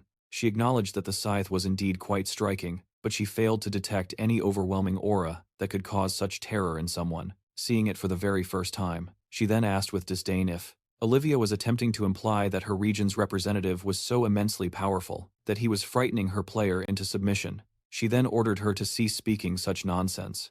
After all, the champion from her region had consistently held the rank of #1 within his own zone. Olivia just smiled with pure satisfaction. She casually questioned what was so special about being #1 in a single region, when her own representative had never once lost his first-place ranking among all regions, in every single round. The other angels stared in disbelief. They challenged her, asking how she could dare to utter such a lie, as a feat of that magnitude would have surely caught their attention. It was only then that they truly saw the player's title, Black Reaper, and they admitted with dawning horror that she might be telling the truth. A wave of frustration washed over Penelope as she saw that infamous moniker flash across yet another results window. If the Black Reaper was truly chosen as Ophelia's champion, and if this was indeed him in the flesh, then none of the other representatives stood a ghost of a chance. In that horrifying moment, her own champion was struck by a single, impossibly precise attack, and his head was severed from his shoulders, defeated in a single, brutal instant. Ophelia's chilling laughter echoed through the arena, delighted that there was one less mortal to contend with, and only then did the other players grasp the terrifying reality. They were facing the Black Reaper. A collective dread settled over them as they questioned why a legend of his caliber was even present. Sheer terror gripped their hearts. They knew they couldn't defeat a level 30 opponent, not even if all of them fought together. They would likely fall in a single strike, just as the first challenger had. The protagonist, Rylan, began to advance on them, his footsteps echoing like a death knell. Immediately, one player forced a smile, claiming it was an honor to be in the same region as the renowned Black Reaper. He desperately pleaded for a chance to talk, while a woman nearby swiftly unstrung her bow, showing her empty hands. She declared she had no intention of fighting, and the others quickly followed suit, lowering their weapons and announcing their surrender to the angelic overseers. Admitting their utter defeat, they were met not with acceptance, but with scornful disbelief from the angels, who questioned if this was some pathetic joke. They deemed such cowardice a disgrace, an act that cheapened the sanctity of the game, and their malicious glares promised a grim fate. The angels made it chillingly clear. If the word surrender was uttered again, their very essence would be shattered, guaranteeing no revival, no return. This ultimate threat sent a fresh wave of terror through the remaining contestants. Forced into a corner, they summoned their weapons once more, preparing for a hopeless battle, clinging to the faint belief that 8 warriors might stand a sliver of a chance against one. Rylan observed this with amusement, realizing that the angels were proving to be far more terrifying than he was. The players, now driven by desperation, resolved to attack him all at once, a development that only sparked a thrill of excitement within him. In his eyes, it mattered not how many ants swarmed together. They were, and always would be, nothing more than ants. The other representatives watching from afar saw his condescending smirk and erupted in a mixture of laughter and fury, taking his blatant disregard as the ultimate insult to their power. As they surged forward in a single wave, the protagonist remained rooted to the spot, his resolve unshaken. He met their charge with a grim expression, his blade a blur of silver light that reaped through his enemies in a heartbeat. The players who had held back watched in abject terror, but before the horror could truly register, their turn had come. The massive scythe swept through them as well, a relentless whirlwind of destruction that left no one standing. From above, the angelic observers were in a state of shock, confessing they never imagined the confrontation would conclude so swiftly. Even with the Black Reaper's involvement, the outcome was breathtakingly fast, and they wondered if they must now pledge service to Olivia. Since she had sponsored the victor, the spoils were hers. Suddenly, Priscilla's voice tore through the air in a scream of pure fury. Crying out Olivia's name, she closed the distance between them, demanding to know if this had been her rival's scheme all along. Olivia confirmed with cold certainty that she had known the outcome from the very beginning, causing the enraged redhead to turn on the other angels. She accused them of being deceived, but Olivia calmly stated that she had of course proposed a wager that would benefit herself. After all, what other motive would she have? She then coolly asked if any of them had been coerced into accepting the bet. She pointed out that they were merely seeking a bit of entertainment, which is why they agreed. This undeniable truth only fueled Priscilla's simmering rage. Olivia's gaze hardened as she asked if Priscilla was truly attempting to provoke a physical confrontation. She dared her to try, commenting on the profound disgrace it would be for angels to squabble in the presence of mortals. And besides, she added with a chilling edge, if the chief angel were to learn of this, a trip to the insect penitentiary would be guaranteed. A visible wave of horror washed over the redhead at the mere mention of the name. It was a place she loathed from the depths of her soul. Now, Olivia declared herself the queen of their little game, issuing her first decree. Priscilla would serve as the official guide. When the furious redhead demanded to know for how long, Olivia's response was simple and cruel, until my mood improves. With a final dismissive command to get to work, Olivia watched as the defeated angel reluctantly flew down towards the players. She was consumed by the bitter regret of ever agreeing to the wager as she took her new, humiliating position among the mortals. A grand declaration echoes for all to hear, announcing that the new representative for humanity has been officially chosen. The player known as the Black Reaper is now the designated delegate for Zone CSK-007, and he has been granted a temporary ability, the Mantle of the Ruler. This terrifying power allows him to issue a single command to any player, an order that they are physically and mentally incapable of disobeying under any circumstances. It can be utilized a total of 10 times, with only one command permitted per person, though the ability is ineffective against players of a higher level. Whispers and murmurs spread through the crowd as people admit they expected this outcome.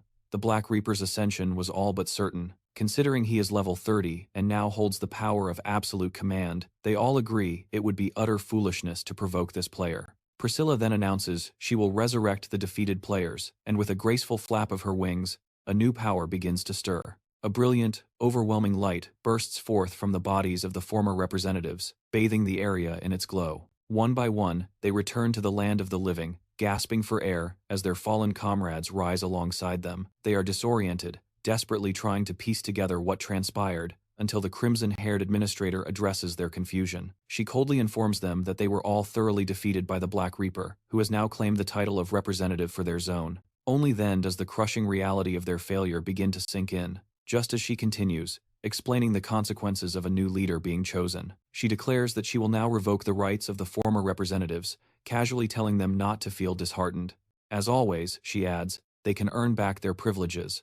With that, she states the bonus game is officially over and moves directly to the main mission briefing.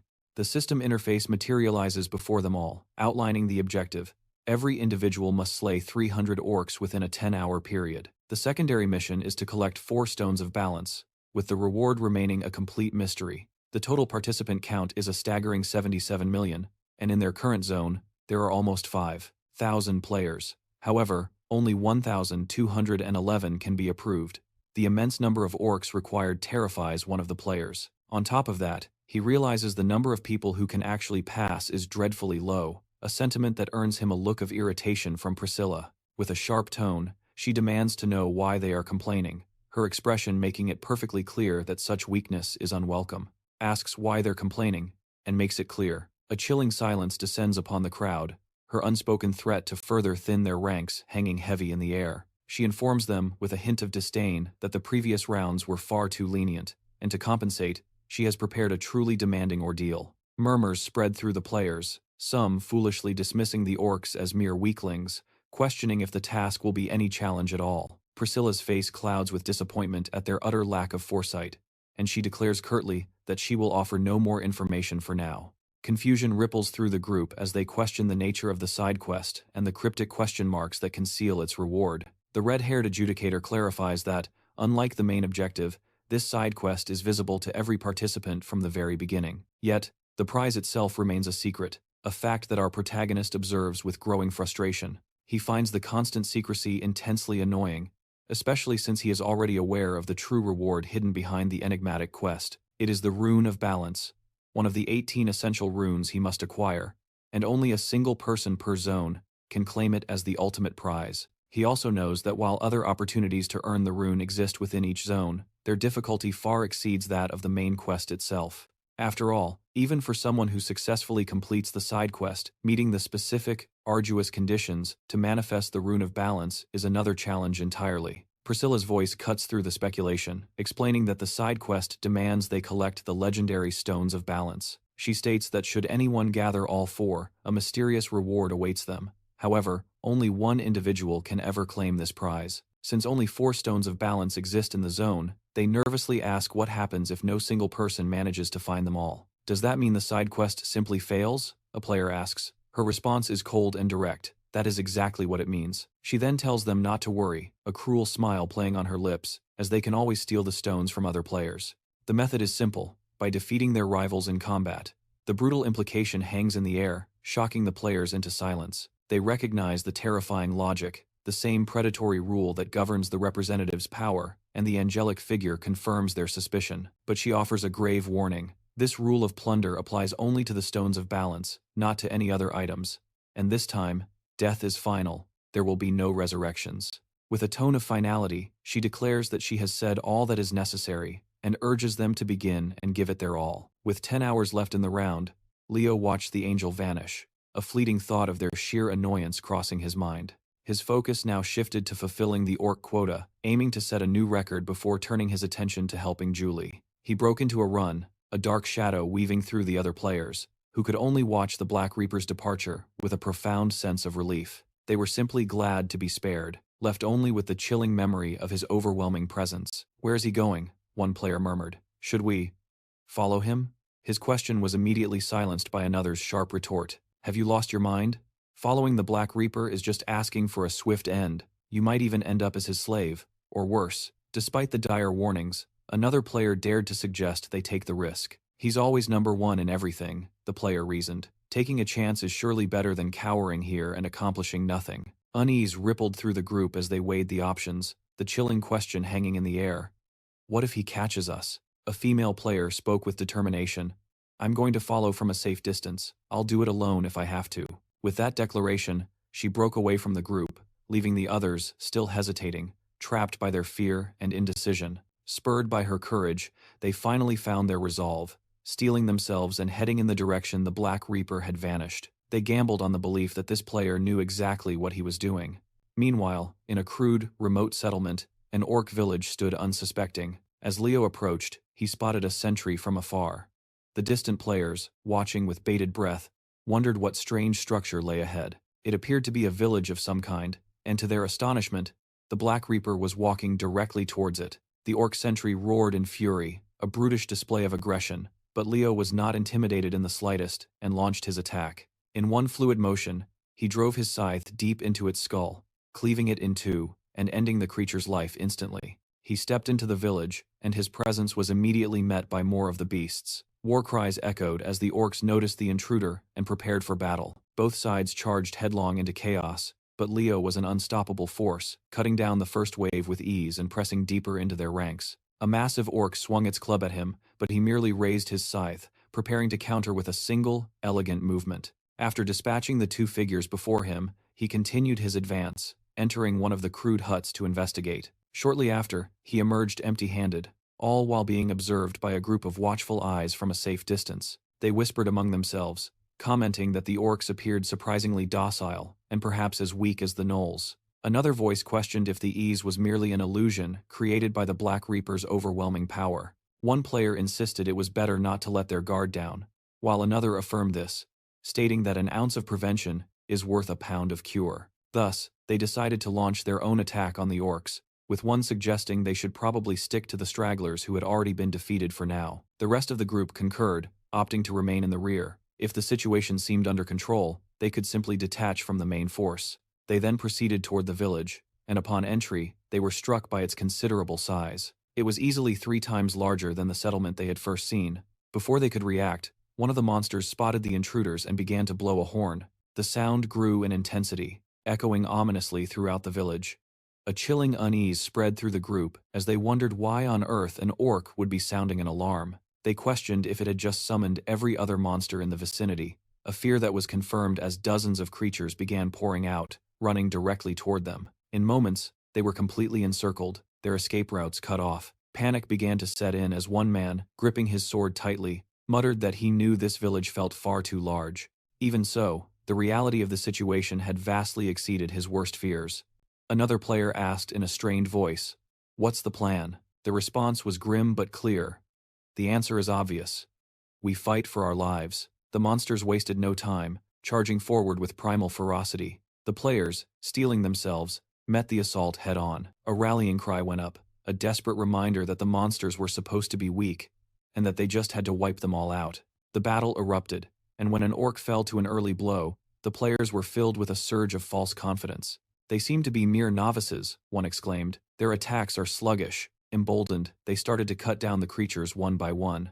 A sense of triumph washed over them, as the monsters seemed deceptively easy to defeat. However, the situation suddenly took a dark and unexpected turn. One player found he could not withdraw his blade from a monster's thick hide, and in that moment of vulnerability, he received a devastating blow from its club. The tide had shifted instantly. The players found themselves cornered, being systematically defeated, one by one, by the immense and relentless monster army. A fallen warrior, gasping on the cold earth, stares wide-eyed, his mind refusing to accept the brutal reality of their defeat at the hands of orcs. His disbelief shatters into a desperate scream for help, a cry silenced forever by a final, lethal strike. Far from the carnage, a different kind of hunt was underway. Deeper within the forest, our protagonist glides between the ancient trees, a sudden stillness alerting him to a new truth.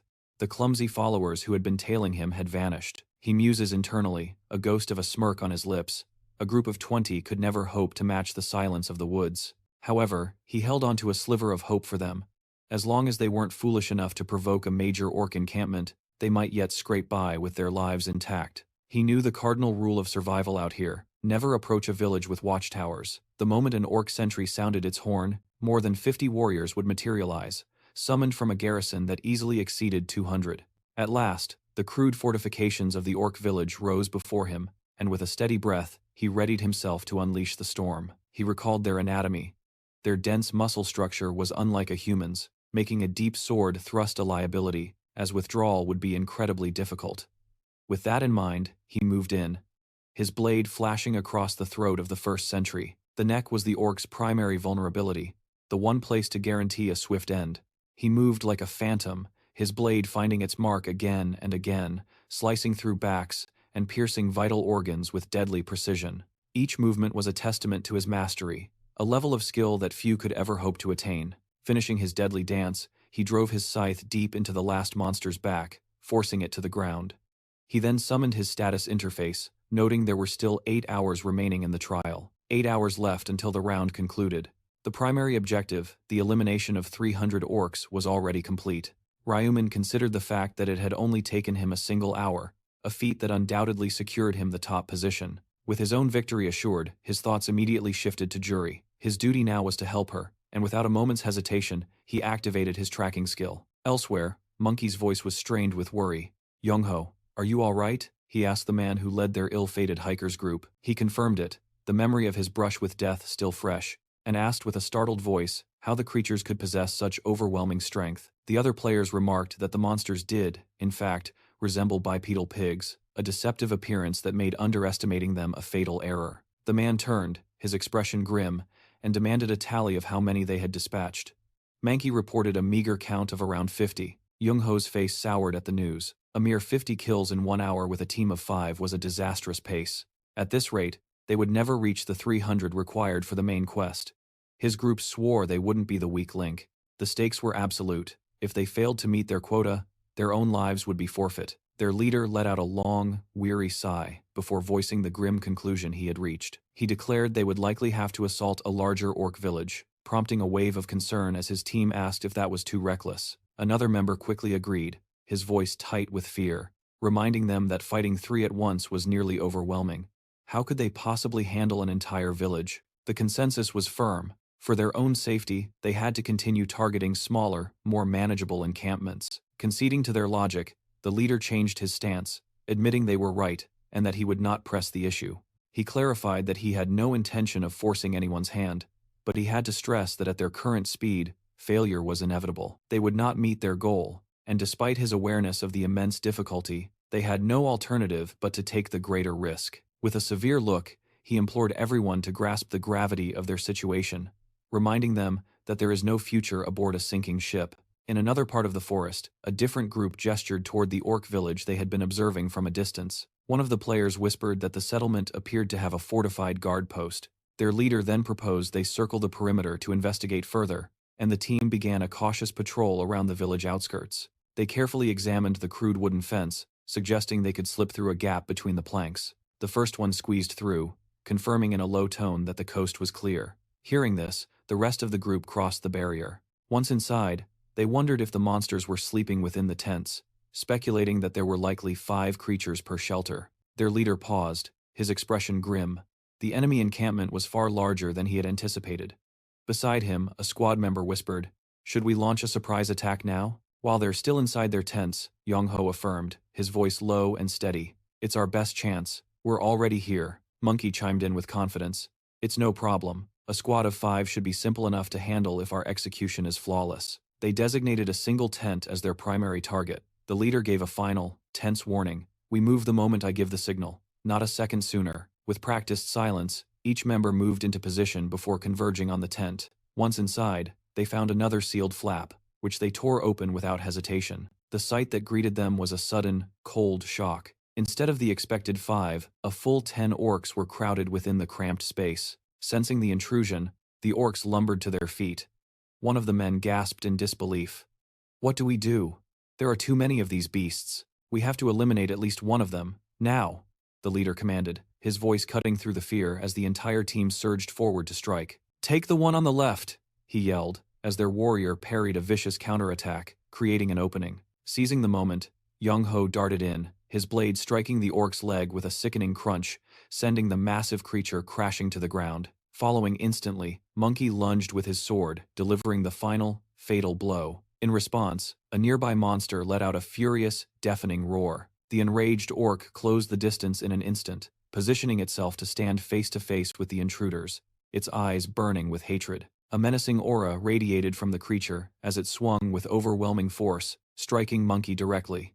A wave of panic washed over the leader. Witnessing his partner take a direct hit, his fear turned to fury. He immediately retaliated, driving his sword deep into the monster's neck. The beast fell lifelessly. The other orcs seemed frozen for a moment, watching in shock as the players hastily repositioned themselves.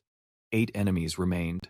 A cold dread began to set in for the captain. The odds were still heavily against them, their numbers far too great. He doubted if they could handle the remaining force. Another team member voiced the growing fear. "This is impossible. We have to fall back." Young-ho nodded in grim agreement, his mind already racing towards the same conclusion. "He's right. That was my thought exactly." On that silent command, they turned and broke into a desperate sprint, bursting from the tent with the enraged orcs thundering right behind them. But as they emerged into the open, their hearts sank. More orcs were waiting, forming a perimeter outside the tent. The sheer number of monsters was a truly unbelievable nightmare. Probably more than a dozen, the blonde soldier laments, his voice thick with despair. He declares they're finished, certain that this is their end. Yet the captain simply commands them to draw their weapons. They reply that there's nothing to be done, but it was an honor serving alongside him. Captain Evans cuts in, questioning why the orcs haven't delivered the final blow yet, and tells them to look into their eyes for the answer. Hesitantly, they lift their gaze to the orcs' brutish faces and realize the creatures are openly laughing at their predicament. The captain gestures toward the horde. "Exactly," he states, his voice like iron. "The monsters are laughing at you. You could even say they're roaring with laughter," he continues, a dangerous edge to his voice. "Doesn't that ignite your anger? To be looked down upon by monsters," he scoffs. "Are we nothing but monkeys in a zoo for their amusement?" With his words hanging in the air, he implores them to never surrender, for they must fight until their last breath. "Take at least one of these beasts with you," he commands. That is how one finds an honorable end. Their spirits rekindled, they reply that they understand and apologize for their moment of weakness. Vowing to fight until the end under his leadership, they watch as the orcs begin to advance, and their leader warns, "On my signal, we will all strike the same orc." In unison, they affirm their understanding. Abruptly, however, the orcs stop, their heads turning as if hearing a distant call, before they begin running in another direction entirely. They vanish from view, leaving the soldiers standing in stunned confusion, trying to process what just happened. The entire horde had, for no apparent reason, simply retreated. Their leader snaps them back to attention, pointing toward a large tent. Our fight isn't over. There are still orcs inside. A slight smile touches his lips as he notes their numbers. There are only 8 of them. Let's go. With a unified roar, they launch their assault, and after a short, intense battle, they emerge victorious. They relish their hard-won victory against the 8 beasts, and one of them turns to their commander, declaring, "We only won, thanks to you, Captain." Another companion concurs, admitting that if he hadn't insisted, their lives would have been forfeit. Ethan quickly dismisses the praise, arguing that every single one of them possessed the unyielding will to live and fight. He explains that their shared determination was the only reason they won, otherwise even he would have perished. Turning his attention, he calls out to Miles, asking about his arm.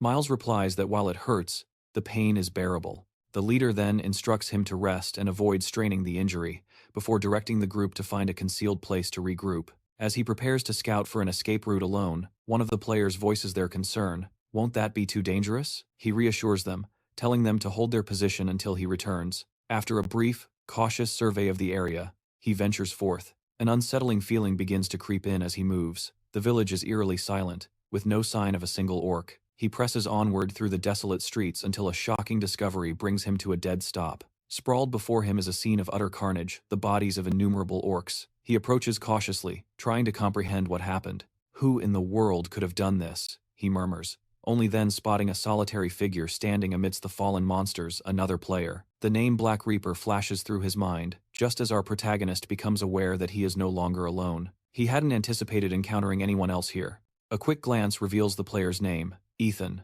The name rings a bell. Could this truly be the man known as the Mercenary King? He knows the mercenary is a close-range combat class. They are renowned for wielding a wide arsenal of weapons, much like warriors, and possessing a similar set of devastating abilities. However, a fundamental distinction sets them apart. Mercenaries amplify their power by forging contracts with others. For this reason, most mercenaries operate in established teams, either with trusted allies or by serving under a mercenary king. This makes the Mercenary King a unique solo class, empowering the user to command other mercenaries through these contractual bonds. Those who sign the contract are granted significant additional buffs, yet despite this clear advantage, our protagonist feels a sense of doubt. In his view, there seems to be no compelling reason for anyone to willingly bind themselves in a contract with the Mercenary King. Ryuman realized instantly who stood before him.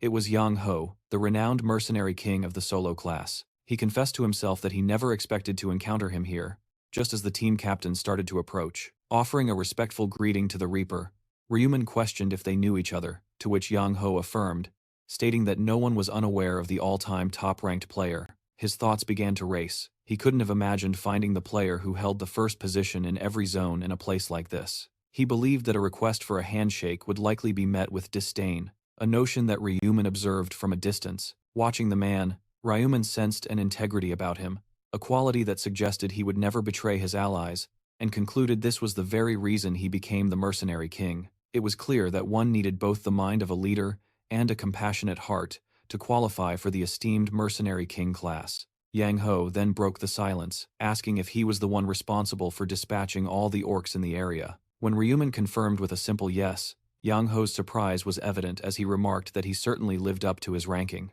He then bowed deeply, expressing his gratitude and explaining that he had only survived because Ryuman had distracted the horde of orcs. Ryuman replied that he wasn't even aware of their presence, but the captain insisted that while it may have been unintentional, the outcome was the same. The fact remained that he had saved them by eliminating the monsters that threatened their lives. "That's fine," Ryuman stated, urging him and his companions to leave if their business was done, emphasizing that every last orc in the village had been dealt with. "You don't need to worry anymore," he added, which left Yang Ho momentarily stunned. The captain asked how he knew he was traveling with a team, but before he could receive a response, his attention was diverted. He glanced back toward the shadows, his tone shifting. "Why is the team here? I specifically asked you to wait." One of the players stepped forward, explaining that he had grown anxious, fearful of being left behind. The captain was visibly distraught, assuring them he would never do such a thing, and from this exchange, Ryuman concluded what was happening. Apparently, 4 mercenaries had forged a contract with Yang Ho, and he surmised they had appeared on the scene not out of defiance, but concern. They were worried about their leader, a clear sign that Yang Ho had already succeeded in building a team of true companions. It is only then that the players finally recognized the legendary figure standing before them, the Black Reaper. Stunned, They ask what he is doing in such a remote village, to which he calmly replies that he was merely on a light hunt. The player, understanding the understatement, nods as Leo once again urges them to leave if their business is concluded. He gives this warning, knowing that with the lesser orcs defeated, the intermediate boss is moments away from appearing. It would be exceedingly dangerous for them to remain, a fact they seem to grasp as they immediately agree to depart. They express that it was an honor to meet him, but just as they turn to leave, a deep, ominous sound begins to echo through the trees. One player turns to another, asking if they heard it too, while their captain nervously questions the source of the noise. That, Leo states grimly, is the intermediate boss. Now, I suggest you leave. The captain freezes, trying to process the warning, until his eyes fall upon a colossal monster emerging from the forest. The players stare in utter terror, stammering as they question what the creature is and if it could truly be an orc. The monstrous boss unleashes a deafening roar, charging forward and tearing through the landscape as if it were paper. A smile touches Leo's lips. The orc warrior had finally arrived. This beast was the entire reason he had lingered. After methodically eliminating all the other orcs, he knew he needed to personally finish this one. His goal was to obtain the Balance Stone, the key reward from this side mission, and he was aware that once he defeated this creature, along with the chieftains of the other 3 tribes, the grand mission would finally be complete. The giant orc begins to accelerate to a terrifying speed, and the group's leader gasps in horror. "That thing looks more than a little irritated," he screams, desperately ordering his team. "Run for your lives!" The orc's face is a mask of pure malevolence, and worse still, it closes the distance in the blink of an eye. It strikes the ground with a cataclysmic blow, the shockwave obliterating everything in its immediate vicinity. Leo feels the force of the near miss, his own composure momentarily shaken by the raw power he just witnessed. The protagonist's mind flashed back to the jarring impact the Black Reaper, striking him with the blunt end of his scythe, hurtling him clear of the boss's deadly strike. Stunned, he demanded to know what the man was doing, but in the same breath, a wave of relief washed over him as he instinctively offered his thanks for the life-saving intervention. But Ruman's voice cut through the momentary calm, his warning echoing with deadly seriousness. They needed to flee immediately if they valued their lives. As if on cue, the colossal boss began its advance, its massive frame shaking the ground as a chilling, guttural laugh erupted from its grotesque form. "What's so funny?" the protagonist snarled, lunging forward to deliver a powerful strike to the beast's foot, a move that instantly enraged the orc warrior, causing it to raise its immense sword in retaliation. The blade crashed down, shattering the earth with incredible force, but the protagonist, with nimble grace, had already evaded the devastating impact. The monster readied its second sword for another furious assault, yet it too met empty air, making the protagonist smirk at its clumsy, predictable rage. He openly mocked the creature, questioning the point of its powerful attacks if they could never find their target, causing the boss to glance away in pure frustration. Seizing the opening, the protagonist crouched low, gathering his strength before launching himself into the air, his own attack poised and ready. "Enough of your whining," he roared, connecting with a devastating blow that sent the hulking monster crashing to the ground in an instant. Wasting no time, he vaulted into the air again, bringing his weapon down in a vicious arc that struck true, landing squarely on the boss's vulnerable neck. Utterly enraged, the beast thrashed wildly, striking the ground in a desperate frenzy, but its efforts were futile, as the protagonist effortlessly danced around every blow. A cold realization dawned on him. Even 2 direct hits were not enough to sever that head. Acknowledging the sheer toughness of the beast's neck, Reuman surged forward without a moment's hesitation, seizing the initiative. He expertly flung his scythe, embedding it deep behind the monster's head, and used the handle as an anchor to vault upwards, using his momentum to swing the massive weapon in a deadly spin. This time, the blade cut deeper, a gruesome, cleaving strike that tore through flesh and bone, sending the monster's head flying from its shoulders, ending the battle decisively. Reuman stood victorious atop the fallen beast, an imposing silhouette. As a system notification chimed, the orc warrior was defeated. Experience gained had increased by 37%, and he had earned 4,000 gold, along with a bonus of an additional 2,000. Nearby, the rest of the group stared in awe at the vanquished boss, their minds reeling in disbelief. They whispered among themselves, questioning if the Black Reaper had truly slain that colossal monster on his own, just as the protagonist gracefully descended from the creature's lifeless body. A series of notifications confirms his victory. He has obtained the Pommel Ring Sword, an Orc Heart, and a low-level, dark blue Mana Stone. Along with these treasures, he acquires the Balance Stone, officially marking the start of his progress in the Balance Stone side mission. Reflecting on his haul, he grasps a crucial truth. Defeating a single powerful boss is immensely more profitable than wiping out an entire horde of common monsters, especially when the reward is an item of this caliber. His attention fixes on the pommel ring sword, its classification glowing with an epic rarity. Its effect is breathtaking. It increases his attack speed by 5% for each successful strike, stacking up to a fearsome 10 times. A quick mental calculation reveals a startling fact. In terms of raw attack power, this sword might even outperform his own trusted scythe. The logical choice is to sell it for a massive profit. With that settled, he turns his focus to the orc heart. He knows that many players, repulsed by its appearance, would simply toss it aside. The item is classified as a possession and looks disturbingly real, but it's far more than a gruesome trophy.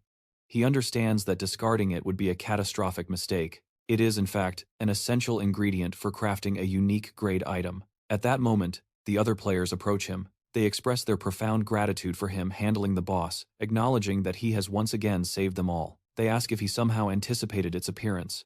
Realizing the truth is too complex, our protagonist decides a fabricated excuse is the best path forward. He calmly explains that a similar monster ambushed him after he had eliminated all the orcs in another village. Their eyes widen with comprehension. It all makes sense now. This is why he had so urgently warned them to evacuate. They are convinced that the Reaper is a player with a truly heroic heart. He states that with his task complete, it's time to part ways. The group leader says goodbye, thanking him one last time and urging him to be careful on his journey. The leader then turns to his team, rallying them to continue the hunt, their spirits ignited by the incredible battle they just witnessed. But their renewed excitement is cut short as Monkey suddenly crumples to the ground. Panic spreads as they crowd around him, asking if he's all right. He gasps that this is unfortunately his end, that his body can't endure anymore. The bewildered leader demands to know what he's talking about. When challenged about his earlier claim of being fine, Leo admitted that it had only been a brave face. He confessed he was trying to prevent them from worrying, but his limits had been reached. Ethan pleaded with him to hold on. He insisted that Leo only needed to endure a little longer to survive and escape back to the real world. But Leo dismissed the idea as useless, lamenting that he hadn't reached the objective and urging them to leave him behind. He didn't want to become a burden to them all, a sentiment the group's leader flatly refused to accept. Believing there had to be another way, he vowed they would hunt down the orcs and finish them for good. Leo countered that it wouldn't work, convinced that even if they succeeded, he wouldn't last for the remaining time. A deep groan of pain then escaped his lips. Observing from a distance, our protagonist found the entire scene unexpected. Ethan was destined to lead hundreds of mercenaries, yet here he seemed utterly helpless before his dying friend. Seeing the profound bond within the group, however, it began to make sense. Their closeness reminded him of his own brother. That familiar loyalty held him still for a moment, before he made a decision and started walking toward them. He chose to help because he knew that feeling all too well. "Looks like you need some help," he called out, his voice cutting through their despair. He then offered to take a look, an offer the leader accepted without a second's thought. "Can you save him?" Ethan asked desperately. "Yes," the protagonist replied, "but the injury is extremely serious. Still, there is a cure," he stated with confidence, as he extended his hand over the wounded man. A brilliant light overflowed from his palm, and he channeled this immense power into the wound, healing it in an instant. The team watched in stunned silence as the wound simply vanished. How did you do that?" one of them stammered. The protagonist simply replied, "It's a skill called first aid. Anyone can buy it in the system shop." One of the members said he'd seen it before, and another player confirmed it, recalling that it cost 20,000 gold. He added that he never knew it was so incredibly powerful. Hearing this, Roman's mind started to reel with the implications. Leo knew his first aid ability was often overestimated. It was a far cry from a miracle cure, designed only to patch up bleeding and minor injuries. A completely crushed shoulder was far beyond its intended purpose, and he was keenly aware that the potency of this divine skill was tied directly to his own intellect. It was a power that scaled with the mind, a signature of its divine origin, its effectiveness fluctuating with his mental acuity. As he focused, he calculated his current intelligence stat, which stood at a respectable 123. This peak was only possible thanks to the rune of radiance.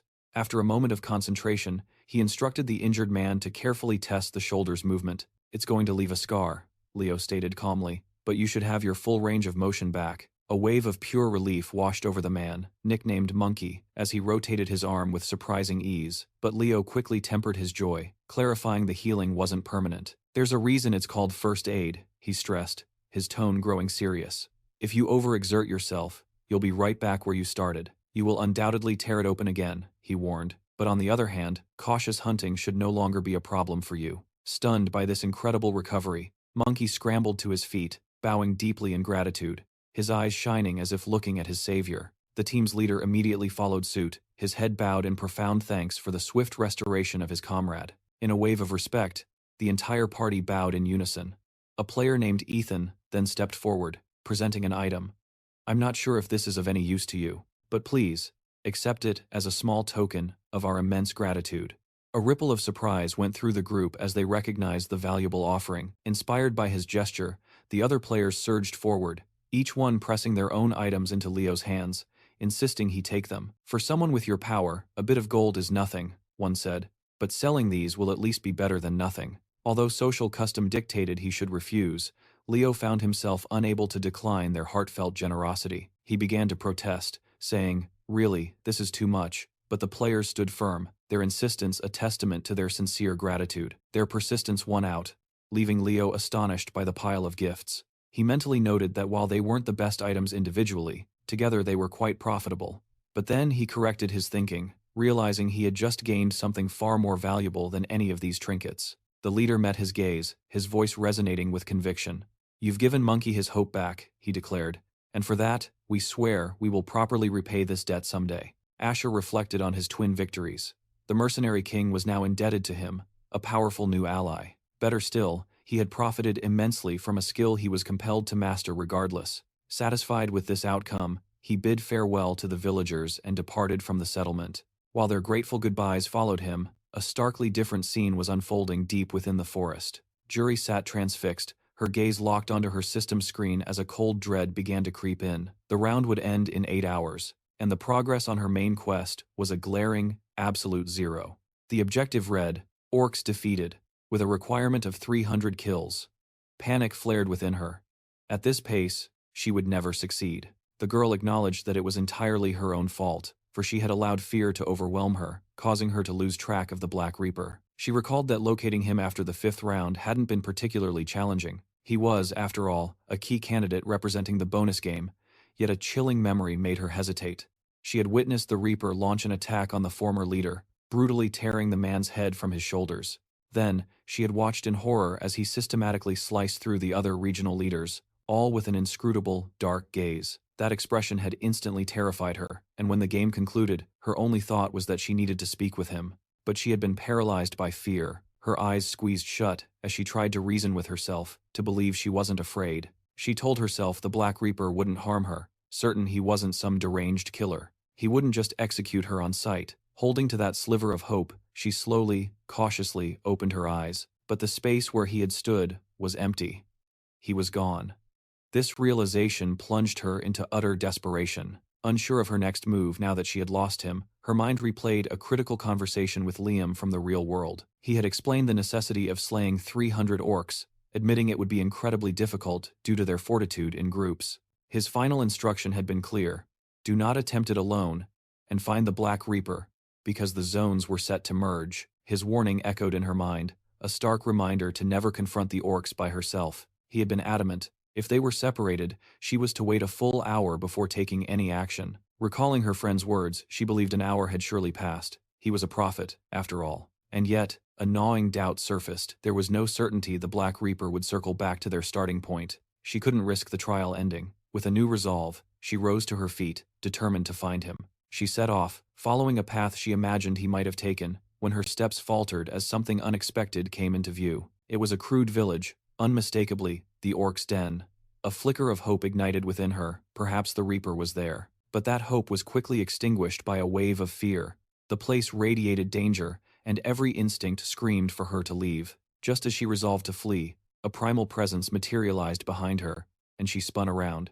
Startled by the presence she had sensed, she faced the hulking creature as it unleashed a deafening roar. Without a moment's hesitation, she channeled her power, her sword instantly blazing with the light of her blessing magic. A fight was the last thing she wanted, but the monster left her no choice. Her enchantment amplified all her attributes by 50%. As the orc readied its charge, a sliver of relief cut through her fear. First, it was only one of them, and second, she knew the fatal weakness of these creatures. She deftly sidestepped its clumsy attack, her focus absolute, knowing she must aim for the neck, as the rest of its body was like stone.